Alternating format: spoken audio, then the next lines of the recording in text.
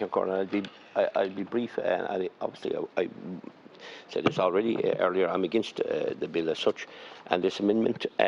Well, it's talking about 3 months review. Well, I believe personally we should be reviewing it in 2 weeks. And if that means the return of the Dáil, so be it.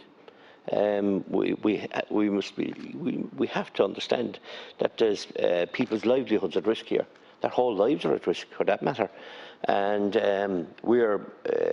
this is totally and utterly unworkable, Minister. Common sense will tell you that. There'll be legal challenges to it straight away. It's causing a massive division in our country already.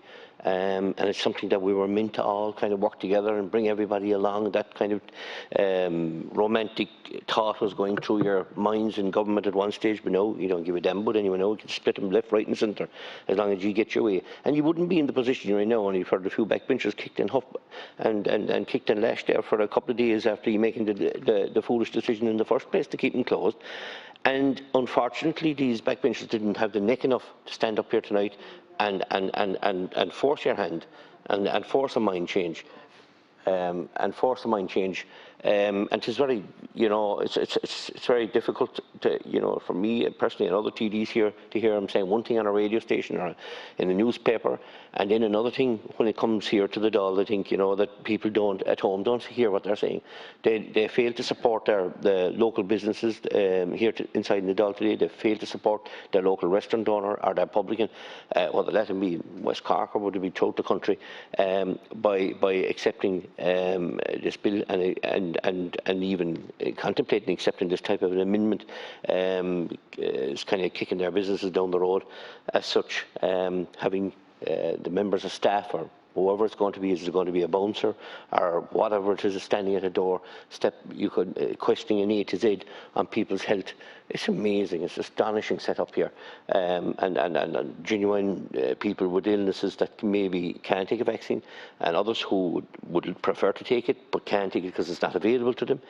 Young workers, as I've said already, this is a complete and utter attack at the young people of Ireland. There's no one else that's attacking as such, only the youngest people of Ireland. The majority of these people are the people who want maybe to get vaccinated. That's up to themselves as such, but if they want and they're unable to do so, they're not allowed in. So you're kicking them outside the door as such, in what has been a very difficult time for them. Young people have suffered enough, Minister, and you should have had, thought this through. And it looks to me as part of this bill is that you can't go to the counter of a bar also. And it's an astonishing setup because, as I said, mentioned a while ago, you can go into a cinema and there's no regulation as such, just common sense regulation.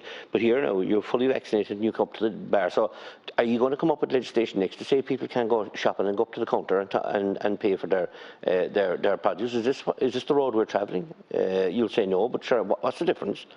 It's the same story. They want to go and they order their whatever they want, their food or their drink, and they go back to their table, and they're not allowed to do that. But they can do that in other establishments, all right, because you deem it as being wrong in one area and it's okay in another.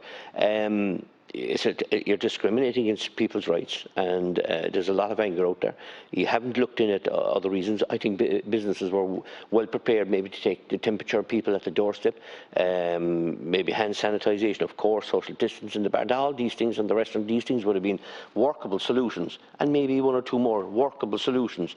Talking about antigen testing and stuff like that. No, nobody's willing to make some kind of workable solution, but what you wanted to create is a situation where you're going to force these businesses to close. That's what will happen. They have the gun to their head. They need to open the door because you haven't shut for 400 days. And there's 260,000 jobs and between 5 and 7 billion euros lost to the economy because of their closures. So, look, I don't want to go on anymore because other people want to speak, but I certainly won't be supporting this. Thank you.